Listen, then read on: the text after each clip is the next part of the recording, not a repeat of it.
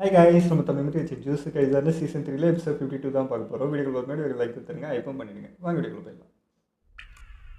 யாகா, அங்க இருக்குது என்னது அது? தன்னால செயல்படக்கூடிய சபிக்கப்பட்ட பிணங்களை விட மற்ற வகையான கையாளுதல் அதுக்கு நிறைய இருக்கும் போல.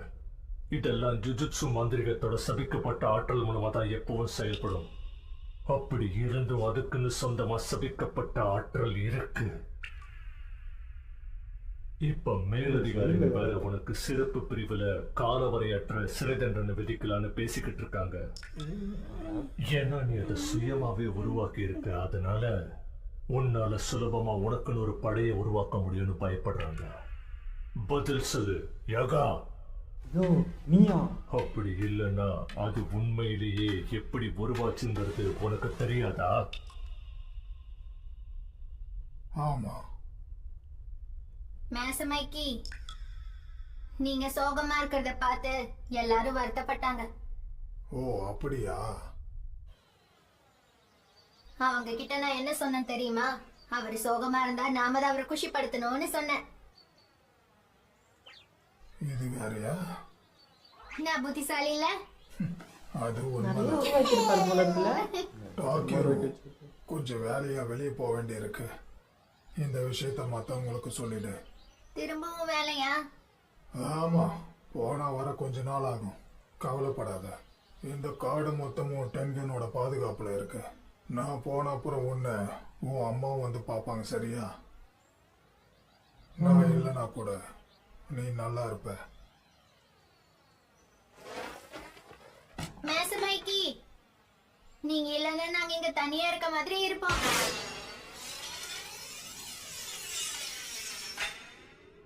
என்னால நம்ப முடியல. உண்மையா சொல்றீங்க? நான் உனக்கு உதவி பண்ணேன்னு எல்லார்கிட்டையும் சொல்லிட்டு இருக்காத. யாகாவை வெளியே கொண்டு வர்றதுக்காக தான் உன்னை பிடிச்சி வச்சிருக்கேன், மற்றபடி வேற ஒன்றும் இல்லை. ஏன்னா நான் அவருக்கு நன்றி கடன் பட்டிருக்கேன். புரிஞ்சதுல? கிளம்பு. நீ உண்மையதான் சொல்றியா? இவன் பார்க்க உங்க மருமக மாதிரி இருக்கான், ஆனா மருமக கிடையாதா? நான் தொடர்ந்து இறந்து போன நிலையிலேயே இருந்தேன்னா என்னால நிகழ்காலத்துல வாழ முடியாதுங்கிறத தானே இப்ப சொல்ல வரீங்க? ஆனா என் தங்கச்சி இருக்காளே, டாக்கரும் இல்லாம இவளால நிச்சயமா வாழ முடியாது.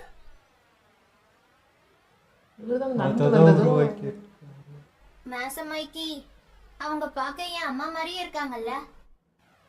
ஆமா, பார்த்த உடனே கண்டுபிடிச்சிட்ட.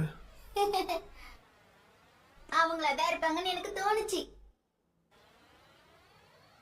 நான் புத்திசாலி தானே?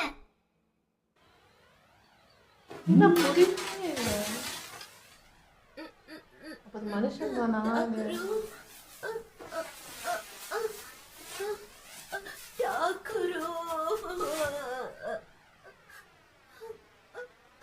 அம்மா வச்சுதான் உருவாக்கு. என்ன மன்னிச்சிடு.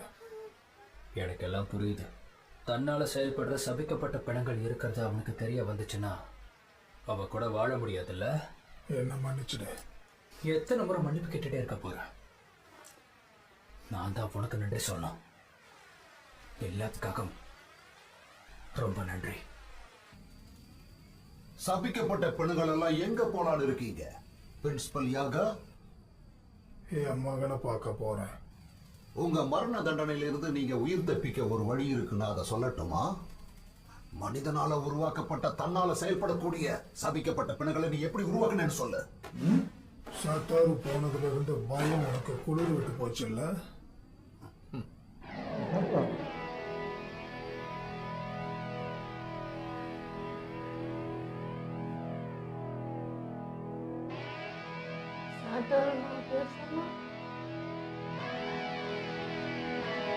கிளடு.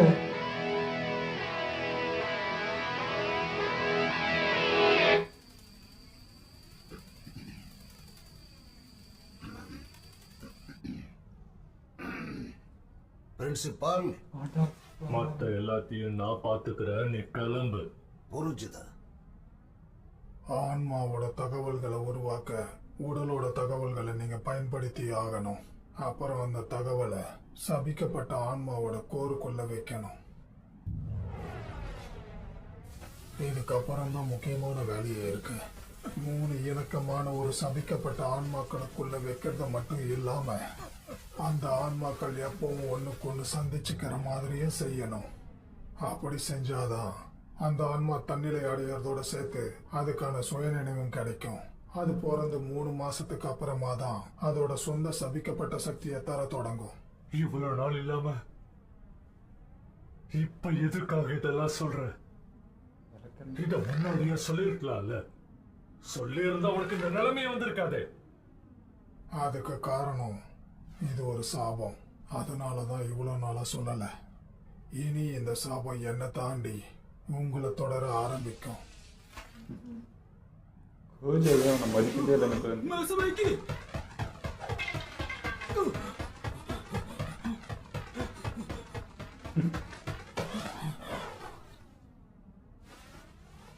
உனக்கு என்ன சுத்தமா பிடிக்காது.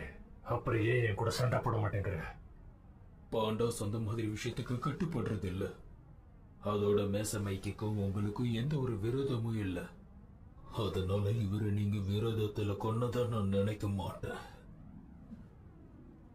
ஆனா ஒரு விஷயத்தை மட்டும் மறந்துடாதீங்க. பாண்டங்கள்ல இப்படி மனசோடைஞ்சாலுவங்க. என்னத்தை உருவாக்கிருக்காருன்னு தெரியல. கிளடு.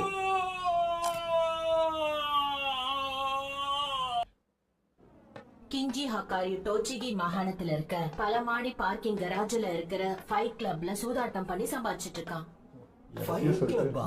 அதுல மந்திரவாதிகள் சண்டை போட்டுக்குவாங்க. அப்போ அதை வேடிக்கை பாக்குறாங்கல்ல. மந்திரவாதிகள் இல்லாத சாதாரண மக்கள் தான். அது ஜுஜுட்சு கோட் ஆர்டிகல் 8 படி கட்டுப்படுத்தப்பட்ட ரகசியத்தை மீறுதே. அந்த போட்டியாளர்கள்ல சபிக்கப்பட்டவங்க இருக்கிறதுக்கும் வாய்ப்பு இருக்கு. அதனால கவனமா இரு. நாம எதுக்கு ட்ரெஸ் மாத்தணும்? மேலிடத்தோட ஹக்காரி மோதனதெல்லாம் அவர் விலக்கிட்டாங்க. ஜுஜுட்சுவோட சட்ட விதிமுறைகளையும் அவர் மீறிக்கிட்டு இருக்காரு. அதனால நம்ம ஜுஜுட்சு ஹையை சேர்ந்தவங்கன்னு தெரிஞ்சா ஓடிடுவாரு. சுருக்கமா சொல்ல இது ஒரு திருடன் போலீஸ் ஆட்டம் மாதிரி. அப்ப நம்ம ஜுஜுட்சு ஹையோட சேர்ந்துட்டோமா? கிரே ஜோன்ல தான் இருக்கும். ஆனா ஹக்காரி நம்மள அவங்க கூட சேர்ந்தவங்கன்னு நினைப்பாரு. சரி, இவ்வளவு சொல்றீங்க, அவர் நம்ம கூட அவரை ஒத்துக்குவாரா? யாருக்கு தெரியும்? அந்த ஆள் உருப்படாதவன்னு எல்லாருமே தான் சொல்லிட்டு இருக்காங்க. அவகாசு மட்டும்தான் அவரை விட அந்த ஆள் பலசாலின்னு சொல்லிட்டு இருக்காரு. அதாவது தேவைப்படணும் வந்திருக்கோம். பொடிசுங்களா கிளம்புங்க. இந்த மாதிரி இடத்துக்குலாம் நீங்க வரக்கூடாது. கிளம்புங்க. ஒழுங்கா 3 எல்லாரும் கிளம்பிடணும். இல்லைன்னா உங்க 2 பேரையும் குனிய வச்சு குத்திடுவான். எங்களுக்கு பணம் வேணும். அதான் இங்க நடக்கிற சண்டையில கலந்துக்கலான்னு வந்திருக்கோம். முதல் ரூல் என்னன்னு தெரியுமா? இந்த ஃபைட் கிளப் பத்தி நீ வெளியே பேசவே கூடாது. இத பத்தி உனக்கு யார் சொன்னா? நீ பதில் சொன்னதுக்கு அப்புறம் போட்டு பொழக்கிற. அவரை கொல்றதுக்கு முன்ன நான் பேரை தெரிஞ்சுக்கல. அது ஒரு 1 மாசம் இருக்கும். ஓவரா வாய விட்டா முடிச்சிட்டேன். காண்டோ கூட 1 மாசம் ஆளை காணும். அவனுக்கு பதிலாக என்ன எடுத்துக்கோங்க. அப்படி இல்லைன்னா உன் புக்கி கண்ணு முன்னாடியே உன் கதையை முடிச்சிடட்டுமா? ஆமால, டக்குன்னு அந்த பார்க்க சொன்னா உஷாரா இருப்பான். அப்ப ஒரு பேர் நமக்கும் தெரியாம இருக்கிறது தான் நல்லது. நமக்கு எதுக்கு சரி, போதும் விடு. பாஸ் உங்களை அனுமதிக்க சம்மதிச்சிட்டாரு. இன்னைக்கு சண்டை போட இருக்கிறவங்க கூட உன்னை மோத விடுறவா. ஆனா ஒரு கண்டிஷன், சண்டை போடுறது அவனாதான் இருக்கணும். நல்ல விஷயம் தான். இவன் சண்டை போடுறது சரியாதான் இருக்கும். முடியாது, நான் மோதுறேன். ஆனா உன்னை பிடிக்கலன்னு பாஸ் சொல்றாரு. முடியாதுன்னா ஒன்னும் பிரச்சனை இல்ல, கிளம்புங்க. சரி விடுங்க, ஒத்துக்கிறேன். புஷிகிரோ, ஏன்டா அப்படி பண்ற? அவன் சொல்லும் போதே விட்டுக்கலாம்ல. எல்லாம் எனக்கு தெரியும், நீ வா. சாபத்தை பயன்படுத்துறவங்களும் இதுல கலந்துருக்கிறதால இதான் சரியா இருக்கும். அது மட்டும் இல்லாம அவங்க வந்துட்டாங்க பாரு. செக்யூரிட்டி கேமரால நம்ம வர்றதெல்லாம் இவங்க நோட் பண்றாங்கன்னா அக்காரி எங்கிறதுக்கு நிறைய வாய்ப்பு இருக்குன்னு அர்த்தம். நீ யார் கண்ணிலையும் படாம சைலண்டா உள்ள போயிடு. நீ வர வரைக்கும் இந்த பார்க்கிங் லாட்ல ஏதாவது தெரிஞ்சுக்க முடியுமான்னு பாக்குறேன். ஒருவேளை அவர் ஏன் விருப்பப்படியே என்ன விடுறாரு போல. அவர் கிளப்புக்குள்ள நம்ம வரது தெரிஞ்சா அவர் நம்பிக்கை இழக்கிறது மட்டும் இல்லாம அக்காரியை சந்திக்கிற வாய்ப்பையும் நம்ம இழந்துருவோம். பாத்துக்கலாம், முதல்ல இந்த மாதிரி நடக்கட்டும், அப்புறம் பாத்துக்கலாம். அதான் நமக்கு இருக்க கடைசி வாய்ப்பும் கூட. நம்ம கேட்குற விஷயத்துக்கு அக்காரி ஒத்துப்பாரா இல்லையான்னு தெரிஞ்சுக்கதான் நம்ம இங்கே வந்திருக்கோம். அதே சமயத்தில் வருங்காலத்தில் இந்த பிரச்சனை வராமலும் பார்த்துக்கணும். உண்மையை சொல்லப்போனால் நான் இன்னைக்கு அமைதியாக இருக்கிறது தான் நல்லதுன்னு தோணுது. கல்லிங் கேமில் சுமிக்கி கலந்துக்கிறாளா இல்லையாங்கிறது தெரிகிற வரைக்கும் நம்ம டைம் வேஸ்ட் பண்ணக்கூடாது. 10ஆம் தேதி சாயந்தரம் 5 மணிக்குன்னா அதுக்கு இன்னும் 9 நாள் இருக்கா? நம்ம என்ன செப்ப மாட்டோம்னு நினைச்சோம், இங்க வரதுக்கு இவ்வளவு நாள் ஆயிடுச்சு. அதனாலதான் ஹக்காரியை தேடுறதுக்கு நம்ம இன்னைக்கு போறோம்னு சொன்னேன். ஆனா பிரச்சனை வந்தா நான் பின்வாங்கிடுவேன். அதைத்தான் ஒரு வேலைன்னு சொன்னேன். ஓகே விடு. மொத்தம் 2 ரூல்ஸ் இருக்கு. ஓடி போக கூடாது, சபிக்கப்பட்ட டெக்னிக்ஸை யூஸ் பண்ணக்கூடாது. எதுக்கு? சபிக்கப்பட்ட டெக்னிக்ஸை யூஸ் பண்றதுல என்ன பிரச்சனை இருக்கு? ஏன்னா முக்கால்வாசி பேர் மந்திரவாதிங்க இல்லாததுனால அவங்களால பார்க்க முடியாது. அவங்க வரதே சண்டையை பார்க்கறதுக்கு தான். அதுவே தெரியலனா அப்ப ஓடி போக கூடாதுன்றது? வேடிக்கை பார்க்கறவங்களோட எல்லைக்குள்ளதான் நீ சண்டை போடணும். அவங்க பார்க்க மட்டும் நான் என்ன பண்றது? இது எங்க பிசினஸ் ஆச்சு, அதனாலதான் இப்படி. சரி, உங்க பாஸ் எப்படி? எதுக்கு கேக்குற? தெரிஞ்சுக்கத்தான். சந்திக்கும் போது தெரிஞ்சுப்ப. ஆஹா. இங்க 2 விதமான மேட்சஸ் இருக்கு. இன்னைக்கு நடக்க போற போட்டி மாதிரி உண்மையான தோல்விகளும் ஃபிக்ஸ்டு மேட்சஸும் இருக்கு. இதுக்கெல்லாம் ஸ்கிரிப்ட பாஸ் தான் எழுதுவாரு. சண்டை போடும்போது உன் பெர்ஃபார்மன்ஸ் குறைஞ்சா உன்னை வெளியே கூப்பிடுவாரு. அப்ப அவர் நடத்துற நாடகத்துல நடிக்கணும்ன்றீங்க. இதெல்லாம் நமக்கு சப்ப மேட்ரு, சால்ட் வாட்டர்.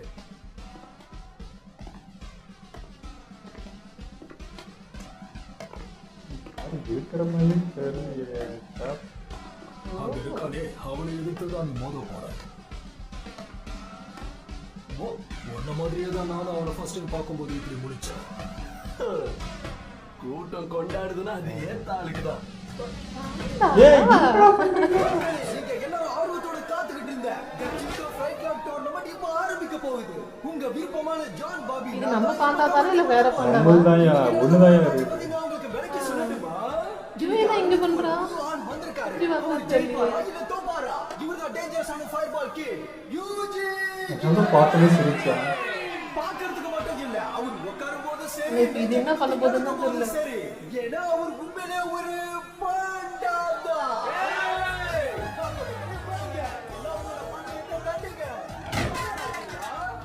என்னோட ஆர்வம் குறைஞ்சு போறதை என்னால உணர முடியுது.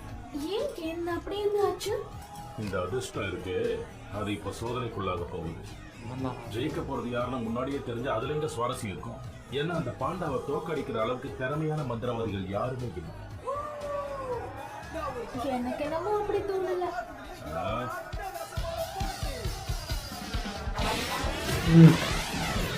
இங்க வந்து நீங்க அக்காயை பாத்தீங்களா? இல்ல, பிளான் தான். ஓ, இவன் ஆஸ்கார்ல நடிக்கிறாரு. அடடடட. ஏய், அவரங்கப்பா.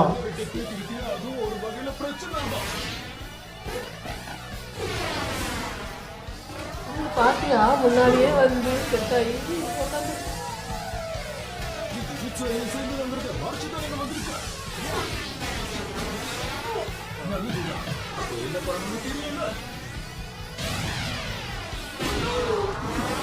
எப்படா ஆக்டிங் கிளாஸ்லாம் போனீங்க? என்னடா இது?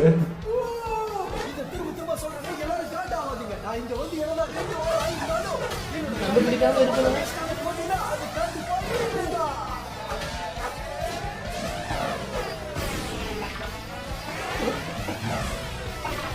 ஏதாச்சும் ஒன்றும் ஆகாது.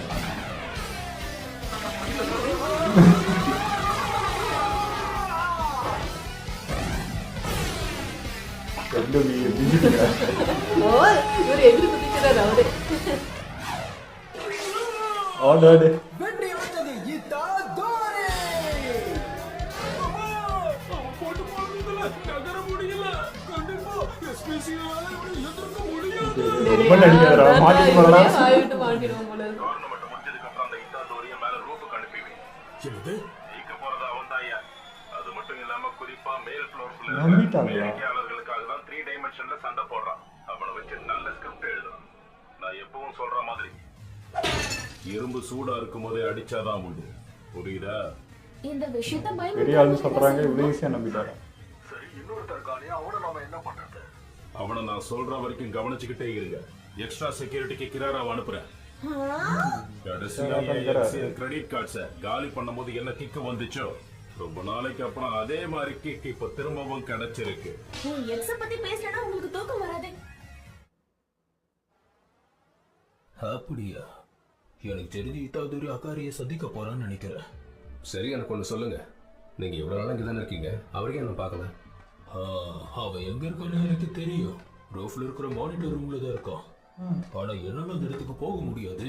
ஏன்? எது போக முடியாதா? அந்த கதவு இருக்கிற இடத்துக்கு போனாலும் என்னால கிட்ட போக முடியாது. அது என்னன்னு தெரியல, அங்க போனது எனக்கு சத்தோரி டெக்னிக் மாதிரியே தெரியும். அன்னைக்கு அது கிராராவோட டெக்னிக்காக தான் இருக்கும். கிராராவா? ஆனா இன்னொரு தேர்ட் இயர் வந்து ஒரு பையன் தானே? ஆமா, பையன் தான். அப்படின்னா அந்த மானிட்டர் ரூம்ல கிராரா இருக்கும் போது மட்டும்தான் அப்படி நடக்குதா?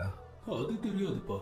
வரவங்கள பயமுறுத்தி ஓட விடுற சர்க்கஸ் பாண்டாவே இருந்துடலாம் தான் நினைச்சேன். ஆனா நல்ல வேலை நீங்க 2 பேரும் வந்தீங்க. இத்தாதோரியால அவர் சம்மதிக்க வைக்க முடியும்னு நினைக்கிறீங்களா?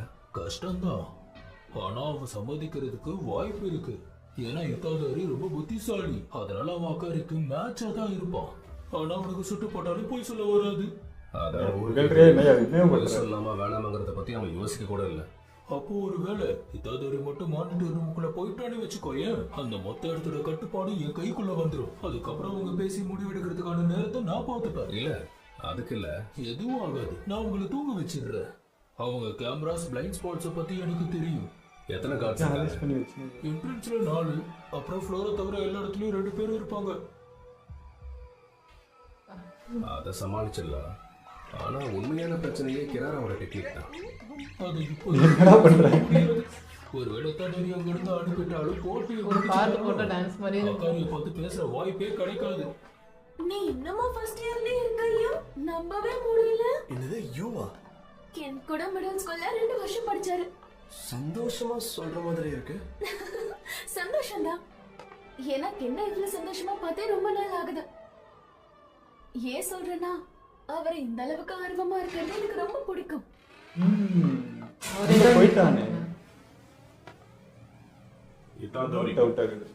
உன்னால ஒரு மாசத்துக்கு 1 மணி நேரம் வேலை பார்க்கறதன் மூலமா உன்னால 1 மில்லியன் yen சம்பாதிக்க முடியும்னு சொன்னா நீ நம்புவியா? அது வந்து பொறுத்துதான் இருக்கு. ஆனா அந்த விஷயத்தை நான் உனக்கு சொல்லணும்னா நீ எனக்கு 2 லட்சம் yen கொடுக்க வேண்டியிருக்கும். பரவாயில்லையா? அப்ப நீங்க சொல்றத சத்தியமா நம்ப மாட்டேன். சரி, நீ சந்தேகப்படுறது சரிதான். மோசடி செய்யறவன் மத்தவங்க கிட்ட இருந்து பணத்தை மோசடி பண்றதுக்காக பணக்காரனா அவன் நடிக்கிறது மட்டும் இல்லாம பணக்காரனா ஒரு வழியையும் விற்பான். லாஜிக்கா யோசிச்சு பார்த்தா தெளிவா தெரியும். ஆனா அதையே நம்ம முட்டாளன்னு ஏன் தெரியுமா? ஏன்னா அதைத்தான் எல்லாரும் பேஷன்னு சொல்லுவாங்க. என்னது? மோசடி செய்யறவனும் சரி, மோசடி ஆகிறவங்களும் சரி, இந்த பேர் ஆர்வம் தான் அவங்களோட வாழ்க்கையே மாத்தும். பேஷன்ல மூழ்கி போனவங்களுக்கு ஜட்ஜ் பண்ணவே தெரியாது. அதே மாதிரி காம இல்லாதவங்களுக்கு காதலிக்கவே முடியாது. அந்த விஷயம் தான் எனக்கு பிடிச்சது. மக்களோட ஆர்வத்தை ஈர்க்க இருக்கிறதுலயே எது ஈஸி வழி தெரியுமா? சூதாட்டமா? இதுக்கும் நீ பதில் சொல்லுவான்னு எனக்கு தெரியும்டா. வாழ்க்கையே ஒரு சூதாட்டம் தான். பெண்களுக்கு சூதாட்டம் பிடிக்காத காரணத்தினால என்ன நடுவுல விட்டுட்டு போயிட்டாங்க. அது அவங்க தப்பு. எப்ப பெருசா பந்தயத்தை கட்டணும், எப்ப மூடிக்கிட்டு இருக்கணும்னு தெரியாதவங்கள நம்ம சமுதாயம் தூக்கி எறிஞ்சிடும். இன்னும் சொல்ல போனா சூதாடாதவன் எவனுமே இல்லை. அப்படி பார்த்தா மக்கள் வெறுக்கிறது சூதாட்டத்தை கிடையாது, அதுலயே மூழ்கி போய் ஏமாறுறதுதான். அப்படி பார்த்தா அமைதியான வாழ்க்கையையும் வாழ விரும்புறவங்க இருக்காங்கல்ல. அந்த மாதிரி எனக்கு யாரையும் தெரியாதுப்பா. என்னை பொறுத்த வரைக்கும் எனக்கு பேஷன் தான் முக்கியம்.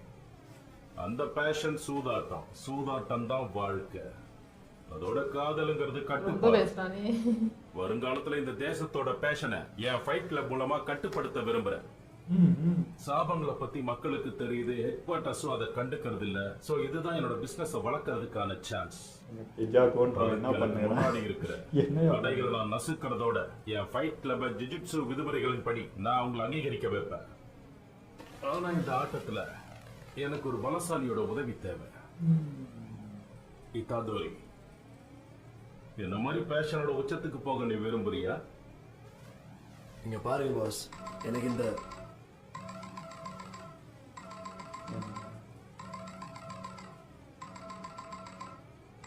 அவ்வளவு யோசிக்கிறாரு.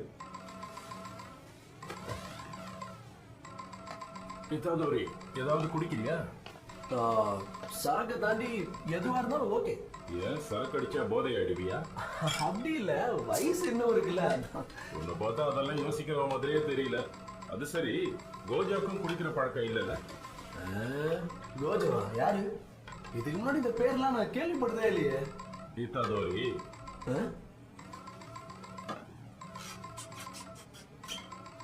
டவுட்டா இருக்கே. ஃபோனில் வந்ததே அவன் கோஜோவை பத்தி தெரியாதவங்க யாருமே கிடையாது. அப்படி இருக்கும்போது உனக்கு எப்படி தெரியாம போச்சு? அப்படின்னா நீ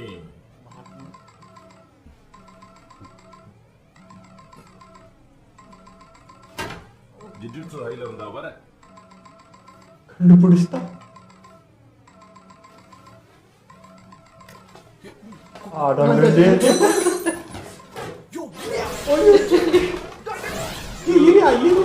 கால் வருதுன்னா அப்ப ஏதோ ஒண்ணு சரியில்லைன்னு தான் அர்த்தம். முடியாதுடா, என்னோட பேஷனையே நீ சோதிக்கிற. நல்லா பேசின ஒரு ஃபோன் வந்ததும் வேற மாதிரி ஆயிட்டான். இந்த எபிசோடுமே மிக்சடாக இருந்ததுங்க. ஃபஸ்ட்டு எடுத்ததுமே பிரின்சிபலுக்கு அப்படி ஆனதே வந்து ஏற்றுக்கவே முடியல. அதுக்குள்ளே இந்த கிளடு அவசரப்படுது. எனக்கு என்னன்னா ஒரு ஹெட்டாக இருக்கிற ஒரு பெரிய மனுஷன், ஒரு வயசு இருக்குது, நீ தான் பொறுமையாக இருந்து ஒன்று ஒன்று பார்க்கணும். சரி, எல்லா விஷயத்தையும் அவசரம் ஃபஸ்ட்டு ஃப்ரேம்லேருந்து பார்க்குறதே தெரியும். அப்படி தான் இருக்கும். யூஜியும் கொள்றதையும் அதே மாதிரி தான். அந்த எக்ஸாம் இதுலேயே அவனை கொண்டுற அப்படின்ட்டு அது இப்போ அவசரப்பட்டுச்சு. அதுக்கு ஒரு நிதானன்றதே சுத்தமாக இல்லை அப்படின்ற மாதிரி தான். அந்த பிரின்சிபல் விஷயத்துலேயும் அதே தான். என்ன ஏதுன்னு ஃபஸ்ட்டு கேட்கவே இல்லை. முடிச்சுட்டு அதுக்கப்புறம் சொன்னதுக்கப்புறம் இப்போ வந்து நான் சொல்லி தான் செஞ்சுருமாங்கன்னா என்னையா நீ வந்து அவசரப்படுற அப்படின்ற மாதிரி தான் எனக்கு ஃபீல் இருந்துச்சு. பட் அவர் என்ன உருவாக்கி இருக்காருன்றது வந்து பாண்டா மூலிமா வந்து அது அப்படியே ரிஃப்ளெக்ட் ஆச்சு. அப்படி நடந்திருந்தால் நார்மலாக ஒரு ஃபீலிங் இருக்குது அப்படின்னா அந்த செகண்டுக்கு இன்னத்துக்கு ஃபைட் போயிருக்கணும், இன்னத்துக்கு அவன் வந்திருப்பான். ஆனால் அது புரிஞ்சுக்கிட்ட விதமே வேறு மாதிரி இருந்தது. அவ்வளோ அழகாக புரிஞ்சுக்கிச்சுன்னா அவர் என்ன உருவாக்கியிருக்காரு, என்ன வளர்த்துருக்காருன்றது அது காட்டுச்சு. அதுவே அதுக்கு செருப்படி தான் அந்த பெருசுக்கு. ஸோ அது டக்குன்னு அது முடிஞ்சிச்சு. அவரும் நல்ல மனுஷன், நல்லா இருந்தது. கோஜோ இல்லாத அந்த ஒரு நொடி என்ன நடக்குது, உள்ளேயும் கலவரம் நடக்குது, வெளியும் கலவரம் நடக்குதுன்ற மாதிரி தான் எனக்கு ஒரு ஃபீல் இருந்தது. அதுமாதிரி கோஜோ வந்து இந்த ஆள் மதிக்காதப்பெல்லாம் வந்து ஒரு மாதிரி தான் இருந்துச்சு. இப்போ நினைக்கிறப்போ அது சந்தோஷமாக இருக்குது. அப்படி தாண்டா வேணும் உனக்குலாம், ஏன் உன்னை மதிக்கலைன்னு இப்போ தாண்டா தெரியுது அப்படின்ற மாதிரி இருந்துச்சு. பட் அதுக்கு என்ன பண்ணுறது, கடந்து வந்தாச்சு. ஏதோ பண்ணாமல் அடுத்து பாருங்கள், அதுவும் இதுக்கு முன்னாடியே அனலைஸ் பண்ணிட்டு வந்து ரெடியாக நின்றுனுக்குது. அதுவும் எவ்வளோ முயற்சி பண்ணி அதுக்குள்ளே மொத்தத்தையும் அனலைஸ் பண்ணி வச்சிருக்கு. ஸோ நம்ம பசங்க ஹெல்ப் ஆச்சு. அதுதான் எனக்கும் பாண்டவ ரொம்ப பிடிச்சது அந்த இடத்துல. ஏன்னா அதுக்கு இருக்கிற பொறுமை, தெளிவு, அறிவு கூட அந்த மனுஷனுக்கு இல்லையே அப்படிங்கிற மாதிரி இருந்தது. ஏன்னா அது புரிஞ்சுக்கிச்சு உங்கள் 2 பேருக்கும் விரோதம் இல்லைன்னு எனக்கு தெரியும் அப்படின்ட்டு. ஏயா உனக்கு அது கூட தெரியலையா அப்படிங்கிற மாதிரியே இருந்தது. இல்லை, இப்போ அது அவங்க பார்க்குற விதமே என்ன, நீ ஒரு உயிரில்லாத ஜடம், நீ ஒன்றுமே இல்லை அப்படின்னு சொல்கிற. அதுக்குள்ளே இருக்கிற அந்த குவாலிட்டி கூட உங்கள்கிட்ட இல்லை. அப்போ உங்களை விட மேம்பட்டு அது இருக்குன்றது அந்த விஷயம் காட்டுதில்லை. அதுக்கு மனசு இருக்குது, அதுக்கு புரிஞ்சுக்கிட்டு அவ்வளோ மெச்சூராக நடந்துக்குது. அது கூட நீ இல்லை அப்படின்றப்போ அது என்ன சொல்கிறதுனே எனக்கு தெரியல. ஒரு மாதிரி தான் இருந்துச்சு. ஆனால் இந்த விஷயத்தில் இங்கே வந்து இறங்கிய இதெல்லாம் பார்த்தீங்கன்னா டக்கு டக்குன்னு அனலைஸ் பண்ணி எல்லாத்தையும் வச்சுருந்தது. பட் ஆனால் அந்த டோர் கிட்ட மட்டும் போக முடியல. அந்த கூட இருக்க பொண்ணு பண்ண வேலைன்னு நினைக்கிறேன். அவனும் பார்க்கறதுக்கு என்ன சாதுவாக பேசிகிட்டு இருந்தான். ஆனால் ஒரு டவுட் இருந்துகிட்டே இருந்தது. அது எப்படி இந்த ஃபைட்டு இப்போ இத்தனை நாள் பேண்டா வந்து இங்கே ஒரு இது பண்ணியிருக்கேன், வந்தோடனே அடிச்சிட்டான் அப்படின்றப்போ இவ்வளோ பவர்ஃபுல்லான ஆள் வந்து அதை நோட் பண்ணாமல் இருந்திருப்பானான்ற மாதிரியே இருந்துச்சு. ஆனால் புஷிகர மேலே டவுட்லேயே தான் இருந்தான். அவனை பாரு, அவன் கண்ணு வெயின்னு அது மட்டும் கொஞ்சம் உஷாராக அந்த மாதிரி இருந்தது. இவனை அதுக்குள்ளே உள்ளே விட்டுட்டான்றப்பே ஆச்சரியம். பட் ஃபோன் வந்ததுமே மாறிடுச்சு. ஒரு மாதிரி சகஜமாக பேசிகிட்டு இருந்தா திடீர்னு சரகுத்தி தான் பண்ணால் ஒரு மாதிரி ஸ்லோவாக போயின்னுச்சு. கோஜோவை தெரியுமான்னு போது இது இன்னும் பர்ஃபார்ம் பண்ணலான்ட்டு தெரியாதே அப்படின்ட்டான். ஏன்னா அவனை பற்றி தெரியாதாலும் இங்கே யாராகிறா அப்படின்னு சொல்லிட்டு வச்சுட்டு திடீர்னு அப்படியே மிருகமாக மாறினான். ஸோ அது என்ன காரணமே தெரியல, அவனை எப்படி எடுத்துக்குதுன்னு தெரியல. அதுவும் என்ன ஏதுன்னே ஒன்றும் கேட்கல. அதுக்குள்ளேயே வந்து அங்கேருந்து வந்தியா அப்படின்னா உடனே அது அந்த வெறுப்பை தான் காட்டுறேன். என்ன அமிச்சிங்களடான்ட்டு அந்த கோவத்தை காட்டுற மாதிரி ஒரு ஃபீலாக இருக்குது. இப்போ ஏன்டா வரீங்க அப்படின்ற மாதிரி இருந்துச்சு. அது பார்ப்போம் நெக்ஸ்ட் எபிசோடில். கொஞ்சம் பொறுமையாக பேசினா புரியுமா, இல்லை இந்த ஆள் வந்து வேற மையான்னு தெரியல. எனக்கு அவர் ஓகே மாதிரி தான் இருந்தது. நிறைய ஏதோ பட்டிருக்காரு. ஒரு தத்துவம் தான் வாய திறந்தா இல்லை டோஜி நின்று போஸ்ட்ல எனக்கு கொஞ்சம் திருப்பா இருந்தது. எப்பயா பேசி முடிப்பேன், நீயும் பேசிக்கிட்டே இருக்கு அப்படின்னு இடுப்பில் கை வச்சு நிற்க ஆரம்பிச்சிட்டான். எனக்கு அந்த சைலண்ட் வரும்போது எனக்கு திக்கு திக்குன்னு ஆயிடுச்சு. ஏதோ நடக்க போது, ஏதோ ஒன்று பண்ண போறாங்க அப்படின்ட்டு. அந்த மனுஷன் விடலையே, ஒரு செகண்ட் விட மாட்டாரு, அடிச்சுக்கிட்டே இருந்தாரு. நல்லா இருந்துச்சு. ஆனால் அதான் அந்த கிளாஸை வச்சு இதுலேயே ஒரு மாதிரி தப்புன்னு ஆகி போச்சு. அதுக்கப்புறம் மாதிரி வந்துச்சு இல்லை, ஒரு அடிக்கும்போது ஏதோ நடுவில் ஏதோ வந்துட்டுலாம் போச்சு. அது என்ன இதுன்னு தெரியல. ஒரு பவர் அது வேறு பார்க்கணும். ஸோ நல்லா போயிட்டுருக்கேன்னு அப்படின்னு பார்த்துக்கும்போது திடீர்னு கலவரமாச்சு. நம்மளுக்குள்ளேயே இவ்வளோ இது இருக்குன்னா இவங்கெல்லாம் பேசி எடுத்துகிட்டு போயிட்டு நின்று இன்னும் இவ்வளோ விஷயம் இருக்குதுடான்ற மாதிரி இருக்குது. அது என்ன பண்ணுறாங்க பார்ப்போம். ஆனால் கோஜோவை தெரியாதுன்னு நான் சொல்லுவேன். யாராவது நம்புவாங்களா? அந்த மனுஷனுக்கு தெரியாது, ஆளே கிடையாது. அது மட்டும் கொஞ்சம் ஓவராக இருந்தது. நமக்கு பாண்டா பண்ணும்போது ஐயோ ஓவர் பெர்ஃபார்மன்ஸாக இருக்கே கண்டுபிடிச்சிடோன்னு அந்த இடத்துல எங்களுக்கு ஒரு மாதிரி இருந்தது. இதில் இவ வேற வந்து சொல்ல பாண்டா தான் அப்பயே முச்சிகரட்ட சொன்னேன், அவன் நல்லவன் தான் இருந்தாலும் சொதப்பிடுவான்னு சொல்லிச்சு, அதே மாதிரி சொதப்பிட்டான். கரெக்டாக தான் புரிஞ்சு வச்சுங்க. ஆனால் பாண்டாக்கு எப்படி இங்கே வரணும்னு தோணுச்சு, இங்கே எப்படி கரெக்டாக வந்ததுன்னு டவுட்டாக இருக்குது. நிறைய பேருக்கு இன்னும் காட்டல. அப்போ மற்றவங்களும் ஒன்றும் எங்கெங்கே இருக்காங்கன்றதும் தெரியல. இப்போ மனுஷங்கன்னா கூட எங்கனாவது அங்கங்கே இருந்துடலாம். அந்த மாதிரி பாண்டா மாதிரி இருக்கிறோம், அதுக்கெல்லாம் என்ன பண்ணுறது இல்லை. அது பாருங்களேன், ஒரு சர்க்கஸ் மாதிரி தான் இங்கே ஏதோ இருக்கேன் இப்படி பண்ணுறேன் அப்படின்லாம் சொல்லிச்சு. அதுவே கொஞ்சம் ஒரு மாதிரி தான் இருந்துச்சு. ஸோ பிரின்சிபல் இந்த வரைக்கும் கதை வேறு, அவரோட இது இந்த வரைக்கும். இப்போ அவரும் இல்லைன்றப்போ இவங்கெல்லாம் என்ன சொல்கிறது, ஒரு அனாதான மாதிரி ஒரு ஃபீல் இருக்கும். இதுக்கு மேலே என்னடா பண்ணுறது அப்படின்ற மாதிரி. ஆனாலும் அவங்க எடுத்த வேலை என்னமோ அதில் அவங்க பாட்டுக்கு போயிட்டே இருக்காங்க. அதுதான் சொல்கிறேன், இவங்க எல்லாரோடவும் அது மெச்சூராக தெரிஞ்சது. அந்த இடத்துல என்ன ஜாபோ அதை நோக்கி அது போயிட்டே இருக்கு. ஆனால் இவங்க சொல்கிற மாதிரி எப்படி கரெக்டாக இங்கே வந்துச்சுன்னு தெரியல. மேபி அவங்க அதுக்குள்ளே தகவல் சொல்லி இங்கே வந்துச்சா, ரொம்ப நாள் இருக்கிற மாதிரி தான் இருக்கு. மேபி அது பிரின்சிபல் இது முடிஞ்சு அதுக்கப்புறம் இவங்களுக்குள்ள பேச்சுவார்த்தை நடந்து இங்கே வந்த மாதிரி ஒரு ஃபீல் இருக்குது. எல்லாம் பிளான் படி வந்த மாதிரி தான் எனக்கு தெரிஞ்சது. ஸோ பார்க்கலாம் நெக்ஸ்ட். ஓகே, இதில் நம்ம வீடியோ முடிச்சுப்போம். மறக்காமல் வீடியோக்கு லைக் ஷேர் பண்ணிடுங்க, மறக்காமல் சப்ஸ்கிரைப் பண்ணிடுங்க.